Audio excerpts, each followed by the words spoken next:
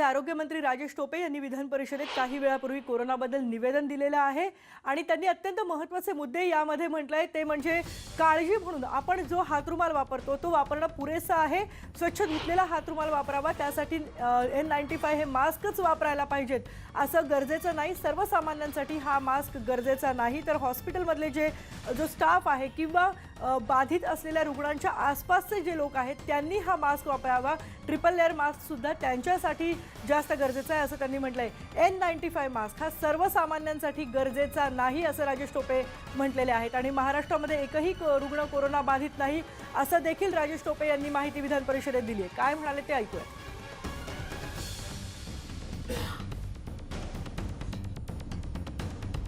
प्रामुख्याने corona virus सभापती महोदय याला कोविड-19 असं शब्द या ठिकाणी सांगितलं गेलेलं आहे, नाव दिलेलं आहे आणि त्याचं कारण असं की को म्हणजे कोरोना, VI म्हणजे व्हायरस आणि डी म्हणजे डिझीज, असं कोविड असं त्याचा खऱ्या अर्थाने अर्थ आहे आणि 19 मध्ये जो झाला 2019 मध्ये झाला त्यामुळे कोविड-19 असं त्याला नाव त्या ठिकाणी दिलेलं आहे.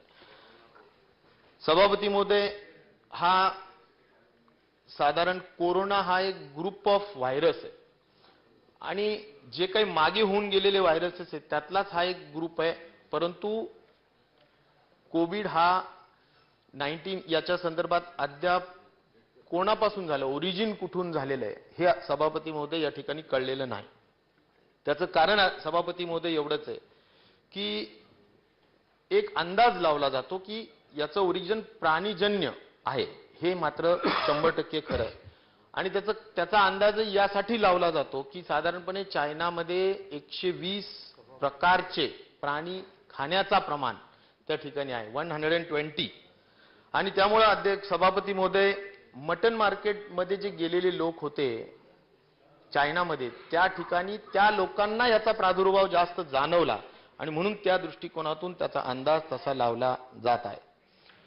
क्राउन आकाराचा हा व्हायरस असल्यामुळे त्याला शब्द सभापती महोदय याला कोरोना आणि या संदर्भाने लॅटिन वर्ड क्राउनच्या अनुषंगाने हा शब्द पुढे आलेला आहे, हे मी जाणीवपूर्वक या ठिकाणी सांगेल.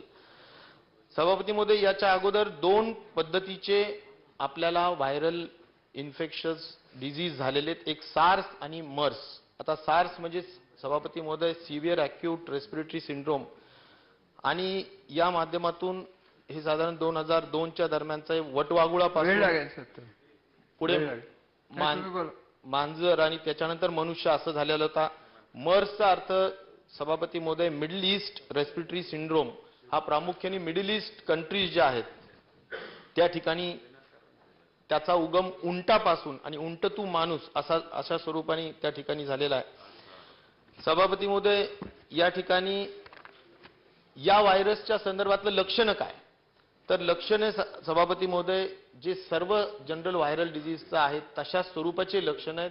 खोकला, सर्दी, ताप येणे, अंग दुखणे अशा स्वरूपाचं सभापती महोदय या ठिकाणचे लक्षणं आहेत.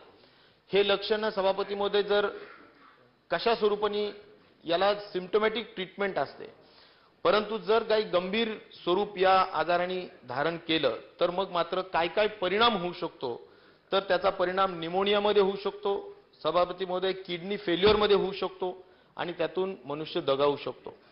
आणि त्यामुळं ज्याला आपण ARDS म्हणतो की ज्यामध्ये प्रामुख्याने लंग्स इफेक्ट होतात, अॅक्यूट रेस्पिरेटरी डिस्ट्रेस सिंड्रोम, किंवा किडनीच्या मध्ये अॅक्यूट रिनल फेल्युअर असंही म्हणतो, या संदर्भाने म्हणजे अंतिम काय काय कशा स्वरूपाने याचं स्वरूप घेतलं जाऊ शकतं जर वेळेत त्याचा उपचार नाही केला तर, हे मी सुद्धा या निमित्ताने सांगेन. सभापती महोदय, या संदर्भात आपण जर माहिती कोणत्याही व्हायरलच्या संदर्भात, आता डॉक्टर पाटीलांनी जसं सांगितलं की साधारणपणे व्हायरस हा शरीरात आला की अँटीबायोटिक्स सभापती महोदय त्यामध्ये तयार होत असतात. आपल्या बॉडीची ती एक नॅचरल रिॲक्शन आहे आणि ह्या अँटीबॉडीज व्हायरलला डिस्ट्रॉय करण्याचं काम म्हणजे त्यांना नष्ट करण्याचं काम सभापती महोदय करतात. ज्यावेळी पहिल्यांदा व्हायरल इफेक्ट करतो आपल्या बॉडीवर, कुणाच्याही बॉडीवर फर्स्ट टाइम, तर सभापती महोदय आपल्या अँटीबॉडीज तयार करून त्याला नष्ट करेपर्यंत 7 ते 10 दिवस लागतात. त्यामुळे बऱ्याचदा हे व्हायरल इफेक्ट 7 ते 10 दिवसाचा असतो. त्यामध्ये साधारणपणे नंतरच्या इफेक्ट्सला 3-4 दिवसामध्ये सुद्धा सभापती महोदय त्यामध्ये आपल्याला त्याला कव्हर करता येऊ शकतं. सभापती महोदय, सगळ्यात महत्त्वाचा या बाबतीतला एक महत्त्वाचा गैरसमज जो काही निर्माण झाला की याच्या बाबतीत कसं उपचार केला पाहिजे.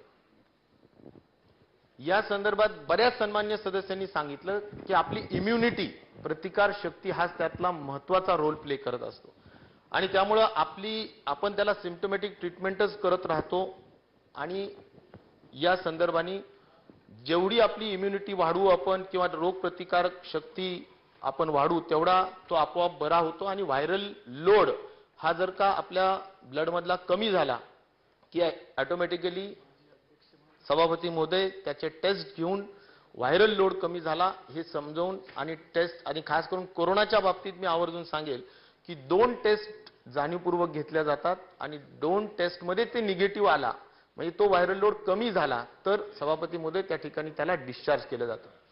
मी उदाहरणादाखल या ठिकाणी सांगेल की केरळामध्ये 3 रुग्ण किंवा 3 पॅसेंजर्स जे बाहेरून आले होते ते पॉझिटिव्ह होते. त्यांना सिम्प्टोमॅटिक ट्रीटमेंट दिल्या गेली. नंतर सभापती महोदय त्यांचा व्हायरल लोड जो मी सांगतो तो निगेटिव्ह आल्यानंतर त्यांना डिस्चार्ज करण्यात आलं. त्यामुळे पॉझिटिव्ह राहिलेले लोकांना आयसोलेट करून प्रॉपर ट्रीटमेंट करून डिस्चार्ज करण्यात आलं. याचा अर्थ सभापती महोदय या पद्धतीचा त्याचा उपचार राहतो हे मला जाणीवपूर्वक सांगितलं पाहिजे. म्हणजे यामध्ये काळजी घेण्याचा विषय सभापती महोदय काय की डायबिटीज असलेले लोक, हायपरटेन्शन असलेले लोक, साधारणपणे ओल्ड एज 60+ असलेले लोक ज्यांची इम्युनिटी साहजिक आहे की सभापती महोदय थोडी कमी असते, तर या सगळ्यांच्या दृष्टिकोनातून अधिक ते लोक त्या आजाराला किंवा व्हायरल इन्फेक्शनला ससेप्टेबल असतात आणि म्हणून सभापती महोदय या दृष्टिकोनातूनची जरा अधिकची काळजी आपल्याला या संदर्भाने घेणं गरजेचं असतं. सभापती महोदय, साधारणपणे या कोरोनाच्या संदर्भात आज चायनामध्ये जे काही प्रादुर्भाव झालेला आहे यामध्ये एकंदर जे काही बाधित असतील त्यांना 80% सौम्य स्वरूपाचाच आजार आहे. म्हणजे जे काही बाधित झाले असतील त्यांना 14% सिव्हिअर डिझीज आहे आणि 5% क्रिटिकली इल आहे. परंतु मॉर्टॅलिटी रेट सभापती महोदय म्हणजे मृत्यू होण्याचं प्रमाण हा साधारणपणे 2.5% ते 3% आहे. काहीच नाही. त्यामुळे असं म्हणजे मला सांगायचा मुद्दा एवढाच आहे की मॉर्टॅलिटी रेट हा मागचे जे काही व्हायरल होते त्यात 10% होते, परंतु आजपर्यंतचा जो याचा अभ्यास आहे त्यामध्ये 2.5% ते 3% याचा मॉर्टॅलिटी रेट आहे. याचे कारण, प्रसार होण्याचे कारण काय आहेत? हे एअरबॉर्न डिझीज हे तर आपल्याला सर्वश्रुत आहेच. कशाने पसरला जाईल? तर सभापती महोदय आपण शिंकणे असेल, खोकला असेल याच्या ड्रॉपलेट्स मधून हा खऱ्या अर्थाने पसरला जातो. म्हणजे प्रामुख्याने हवेतून जातो.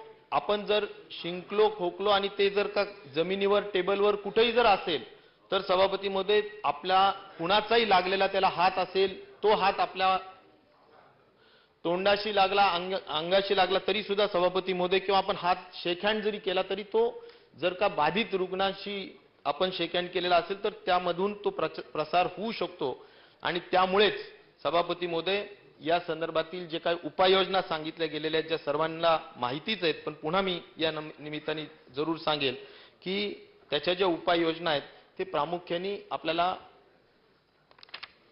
हायजीन म्हणजे स्वच्छता आणि दुसरा महत्त्वाचा विषय आहे की त्याला त्या सर्व या सगळ्या संदर्भाने आपण prevention is better than cure आपण म्हणतो त्या दृष्टिकोनातून आपण काही रेस्पिरेटरी एटिकेट्स म्हणजे जे काही खोकला, सर्दी या संदर्भातले जे आपले एटिकेट्स आहेत की आपण रुमाल लावून खोकला केला पाहिजे किंवा सर्दी झाली तर रुमाल लावून या पद्धतीने केलं पाहिजे. या संदर्भातले आपल्याला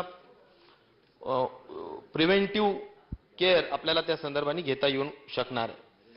आजपर्यंत एक नक्कीच आहे की जसे अनेक आता आपण बऱ्याचशा वेगवेगळ्या व्हायरसवर वॅक्सिन्स निर्माण केले आणि सभापती महोदय त्या संदर्भात काही ड्रग्जही निर्माण झाले, परंतु हा नवीन असलेला व्हायरस असल्यामुळे अद्याप त्याच्यावर अँटी व्हायरल ड्रग निर्माण झालेलं नाही किंवा याला वॅक्सिन सुद्धा अद्याप निर्माण झालेलं नाही.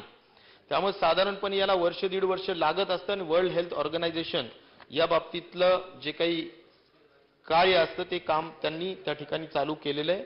परंतु अद्याप त्याला prevention is better than cure या अनुषंगानेच आपला उपाय निश्चित प्रकारे आहे.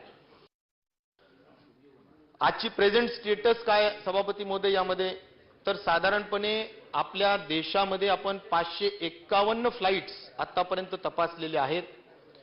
यामध्ये 65,621 स्क्रीनिंग थर्मल स्क्रीनिंग सभापती महोदय केलेले आहेत.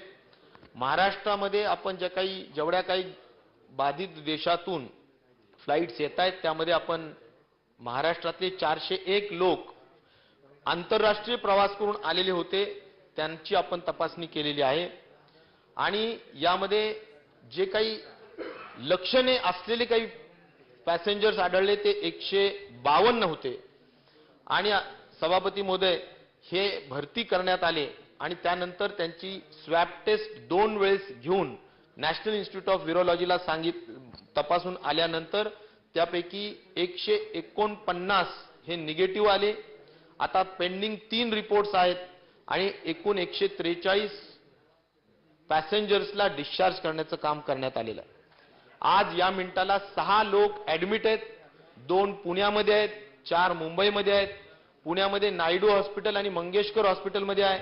मुंबईमध्ये कस्तुरबा आणि हिंदुजा हॉस्पिटलमध्ये या ठिकाणी ही रुग्ण या ठिकाणी 3 बिल आहेत, एक फायनान्शियल बिल आहे साहेब. सभापती महोदय नाही ते त्यांना सांगा ना. हा कोण नाही म्हणते का? म्हणते कोण? सभापती महोदय नाही म्हणलेलं नाही ते. या ठिकाणी भारत सरकारने सुद्धा अनेक महत्वाचे निर्णय यामध्ये घेतलेत आणि आता जनरल प्रोटोकॉल हा पाळला जातो.